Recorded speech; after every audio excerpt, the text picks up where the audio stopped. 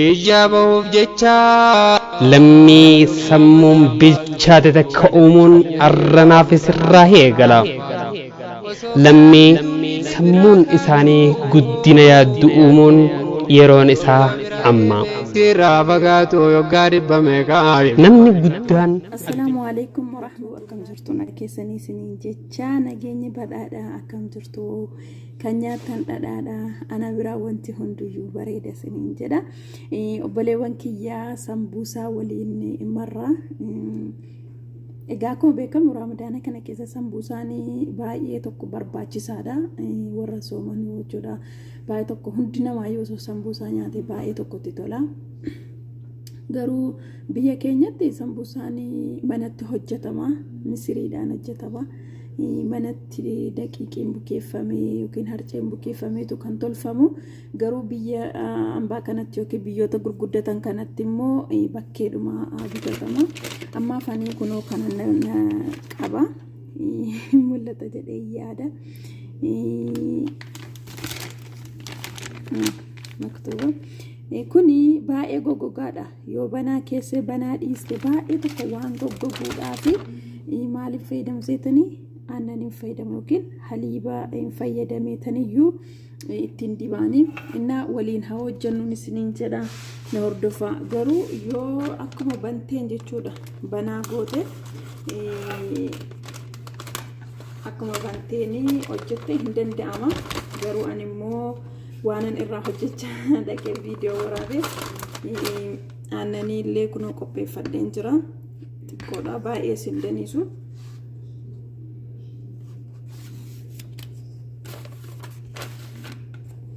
egaan obboleewwan kiyyaa waan isin ajaa'ibu biyya namaa keessatti wanti hin baramne hin jiru wantoota baay'eetu iyyuu baratama kana keessaa tokko kunoo wantoota jechuudha baratamuu qaba jennee yaannu wantoota baay'ee barannee jirra dubartiin waan baay'ee baratti walirraallee baratti wal akkuma wal barsiiftu jechuudha kanaafiyyuu jennaanii waan hojjettanu waan beektanu waan nuti hin beekne waan mana kana keessatti hojjettanu jechuudha yoo isiniif danda'ame waraabdanii akkasii ijoollee obboloota keessanii osoo dabarsanii baay'ee gaariidha jedha maaliif ennaan ani mana kanatti wantoota baay'eetu hojjetama dhugaa dubbachuuf garuu waraabuun naaf hin mijatu sababni isaa faamiliin mana kana aan biraa hojjedhu waan na biraa hin dhabamneef yookiin waan na biraa hin adeemneef jecha waraabuun naaf hin mijatu amma ammayyuu xiqqoo ishee na biraa waan siqaniif dhokadheetu kan waraabaa jiru innaa isin immoo warri isiniif mijatu waan mijata jettanii yaaddan tokko akka nu gargaartanii nu wajjiniin hojjettanu jechuun akka nuuf waraabdan jechuu barbaadeeti nu gargaaru jechuun waan biraa osoo hin taane waraabdu maaliif kan hin beekne akka kiyyaa kun immoo waan isin viidiyoo hojjettan irraa barata waan ta'eedhaafiyyuu nu wajjiniin hojjedhaa waraabaa nuuf ergaa gadnuu dhiisaa isiniin jedha ani dur biyyatti isa kanaan beeku ture biyyatti yeroo maatiin kiyya obboloonni koo hangafaatii fi harmeen kiyya hojjetanu taayuman ilaala ture jarri harkaan hojjetu dhugaa rabbii dubbachuuf baay'ee mi'aa ture garuu warri biyya naammoo qophaadhuma isaa bitanii tuyyuu bira manatti hojjetu yookiin hindaanqoodhaan hojjetu yookiin qurxummiidhaan hojjetu anamma qurxummiin hojjechaan jira yookiin immoo inqulaaliin illee kan hojjetan jiru garuu misrii hin nyaatamu akka biyya keenyaatti mul'ata jedhee yaada dhiifama yoo isinitti hin mul'anne akka biyya keenyaatti misrii hin nyaatu natti hin fakkaatu innaa obboleewwan kiyyaa kana malee wantoota baay'eetu hojjetama ramadaana kana keessa faxaayira gosoota faxaayiraallee baay'eetu hojjetama gosoonni sambuusaallee baay'eetu hojjetama nutama fakkeenyaaf gosoota sambuusaa gosa 4-5 waan akkasii hojjenna guyyaatti maaliif namni keenyallee baay'ee waan ta'eef gosoota sambuusaa 4-5 hojjenneetu kana malee faxaayira wantoota adda addaa biratti hojjenna wantoota baay'ee hojjenna innaa egaa alhamdulillah wantoota baay'eedha. Warri immoo harkatti waan kaayyattanuu jettanuu dhiifamaa ani harkatti waan kaayyadhe hojjechuu hin beeku. Akkasichuun keessan hin oolu. Harkatti maaf waan godhattu yookiin immoo laastikii maaf harkatti hin godhattu naan jechuun keessan hin oolu. An beekee harkatti waa godhadhee hin hojjedhu. Akkuma koo miiccadhee qulqulleeffadheetuun hojjedha isiniin jedha. Inna egaa an beekeef miti garuu isinuma wajjiniin haasa'a kolfaa taphataa hojjechuu fedheetu malee warri isinitti tolee jalqabaa kaasee illee miti kun yeroo maruudha. Yoo isinitti tolee jedhee jalqabaa kaasii yeroo hojjettu jalqabaa kaasii nuuf waraabi yoo naan jettanis yeroo uummanni mana jirre yeroo ilaalladhee jechuudha. Jalqabaa kaasee isiniif waraabuu nan mokkora. Isinillee yoo isinitti tolee nu jajjabeessaa walillee jajjabeessaa ijoolleen Oromoo akka jirtanutti wal jajjabeessaa isiniin jedha. Maaliif ennaanii yeroo kana qofaa miti yeroo waa hojjetanuu nyaatallee ta'ee wantoota baay'eetu hojjetama. Gaafa ayyaanni beellee jechuudha. Nyaata gosoota nyaataa amma hojjettan kana gaafas illee hojjettanii jechuu dandeessu. Dhiifama obboleewwan kiyyaa egaa nama hojjedhee fixeera waan natti dhufanii fedheetu addaan isin jalaa kute. Kanaaf dhiifama naa godhaa isiniin jedhaa hunda isaa isinitti agarsiisuu dhabuu kootiif kana malee kan biraayyuu hojjechaan ture. Garuu isinitti argisiisuuf carraa hin arganne maaliif naan akkuma isinitti mana biraa hin deeman waan ta'eef na bira turanii kanaaf fedhee isinitti agarsiisuuf carraa hin arganne. Kanaaf afwaan isiniin jechuun barbaada dhiifama. Wanti isiniin jechuu barbaadu asirratti maal seetanii nuti ijoolleen shamarranii jechuudha. Ogeettii mana keessaatii jedhamamtiire. Haa ta'u malee garuu akkuma dhiirri bakkeedhaa jechuudha hojjetee wantoota adda addaa wantoota garaagaraa dhiirri bakkeedhaa hojjetee nutti fiduudhaan ogummaa argatu.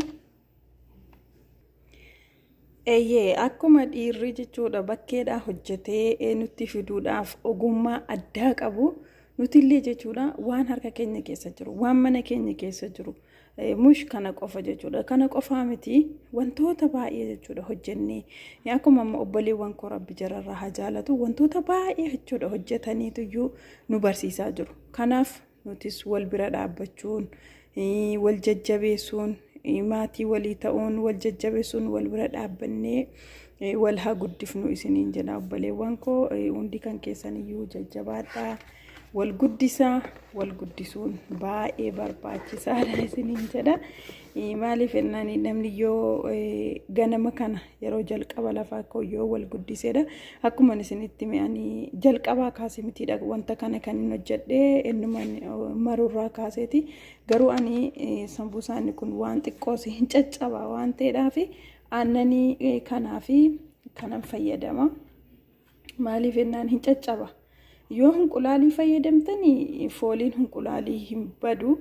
Kanaaf aannan kana fayyadamuun baay'ee bareedaadha. Yoo jarri fakkeenyaaf daqiiqa akkanaa yookiin immoo sambuusaa akkasii yoo jarri isinitti fidan ta'e akka isin hirkaa caccabee hin banneef waan kana fayyadamtu. Fakkeenyaaf akkamitti caccaba jechuun keessan hin oolu odoo isin martanuu jechuudha. Isin hirkaa kunoo. Akkanatti bakka bakkatti baachuudha isin hirkaa. Garuu yoo immoo wantoota adda addaa yoo itti dibdan ammas immoo bantanii banaa kaa'uu yoo dhiistan yoo immoo yeroo dibdanuu jiru yeroo hojjettanu yoo aannan kana fayyadamtanii isin hirkaan ciccituu isin hirkaan caccabuu sambuusaa bareedaa ta'e hojjetattu jechuudha. Egaa namni hashwaasaa yookiin immoo wantoota ittiin hojjetamu namni hojjechuu hin beekne jira jedhee yaadu. Garuu immoo yoo kan nuuf hojjedhu rakkoon qabu jalqabaa kaasitii waan ittiin maramu hundasaayyuu nuuf hojjedhu yoo kan jettan ta'e isiniifan hin hojjedha. Komentii jalatti yaada keessan naaf ka'a. Yoo immoo yaadni koo isinitti hin tolle ta'es immoo jechuudha nuun taane jedhaati akkan sirreeffadhutti naaf kaasiniin jedha. Maaliif ennaan ani ilma namaati. Tarii waan hin dubbadhus ta'e waan hin hojjedhu irrattis dogoggoruun koo hin mala yookiin immoo dogoggoruun koo hin oolu jechuudha. Kanaafiyyuu dogoggora kan koo sirreeffachuuf immoo yoo isin kun dogoggoraadha kun immoo sirriidha yoo naan jettanidha kan sirreeffadhu. Kanaaf obboleewwan kan koo na gorsaa na sirreessaa komentii jalatti yaada keessan yaada qeeqas ta'ee yaada jiru hundayyuu naa barreessaa isiniin jedha. Kun yeroo jalqabaatii karaan kan koo ammallee fuuldurri koo dheeraadha waan ta'eef gorsi keessan baay'ee tokko na barbaachisaa. Kanaafiyyuu na bira dhaabbadhaa isiniin jedha. Na bira dhaabbadhaa yeroo jedhu waan biraatti osoo hin taane akkuma kun dogoggoraadha. Kun immoo jecha kee keessatti kana dogoggorteetta jecha kee keessatti kana immoo tolchiteetta jettanii akkanaaf barreessan barbaada malee waan biraati miti. Inna dubartiin ogeettiidha. Ogeettii mana keessaati. Ijoollee guddisuu qofa miti. Abbaa warraa kaddamuu yookiin immoo abbaa warraa ankabaakabuu qofa miti. Qeesii keessatti manasii keessatti dubartiin ogeettiidha. Waan isheen hojjette hundi mi'aa jedhama. Kanaafiyyuu jennaan warri dhiiraas dubartii gubbee keessan irratti baadhaa isiniin jechuun barbaada. Egaa akkuma beekamu kan kanarraa hojjennee kan kanarraa barannee kan kanarraa irratti jechuudha wantoota hedduu akka barannu abdii guutuun qaba. Obboleewwan keenya wantoota garaagaraa nu barsiisaa jirtanuu hedduu galatoomaa ulfaadhaa isiniin jedha. Hundi keessaniyyuu galatoomaa. Anis waa beekeetu miti zimmeedhee isiniif waraabee yaaduma mataa kootiiti. Waanuman hojjedhaadhuma dhaqeetuun osoon kee waraabee jechuun natti dhagaamnaan waraabee malee waan addaa wayitii miti.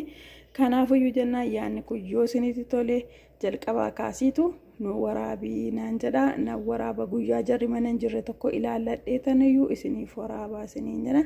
Egaan obboleewwan koo wal jajjabeessuun wal bira dhaabbachuun aadaa keenya nuuf haa ta'uu ammas irra deebi'e jechuudha. Aadaa keenya nuuf haa ta'uu. Tarii ati nu jabeessaa jirta ati nu bira dhaabbataa jirta jechuun keessaniin ooluu dhugaadha. Tarii ani isin bira dhaabbadhaan jiru yeroo ammaa kana ramadaana kana wal qabate baay'ee tokko biiziin ta'e namni waan na bira baay'atu fedheetu malee waan biraa miti. An osoo akka kiyyaate jechuudha Oromoo hunda warra waan kana fayyadaman hunda jaraa bira dhaabbadhee waanan qabu waanan danda'uun gargaare baay'ee tokko natti tola. Garuu carraa argadhee waan akkasii gochuuf carraa hin arganne. Egaanii inshaallah immoo yoo rabbi jedhe akkanii gara fuulduraatti waan Oromoodha jedhame hunda bira dhaabbadhu abdii guutuun qabaa isiniin jedha. Galatoomaa ulfaadhaa waree yookiin oduu isinitti baay'iseeraa dhiifama godhaana of kolchaa isiniin jedha. Warri sambuusaa hojjechuu barbaadan kunoo karaa gabaabaadhaan hojjetachuu dandeessu. Warri immoo jalqabaa kaasii nutti mijattanis komentii keessa jalatti yaada keessan naaf keessanii jennaan komentii keessan hundayyuu dubbise achi booda yaada keessan ilaalee isiniif barreessaa. Yoo isin immoo komentii naa kaa'uu dhiistanii egaa wanti kun hojiin kun jara hin mararre jaratti hin tolle jedheetu nan dhiisaa isiniin jedha. Galatoomaa ulfaadhaa kabajamaa isiniin jechuun barbaada. Inshaallah walitti deebina. Assalaamu alaikum warahmatullaahi wabarakaatu.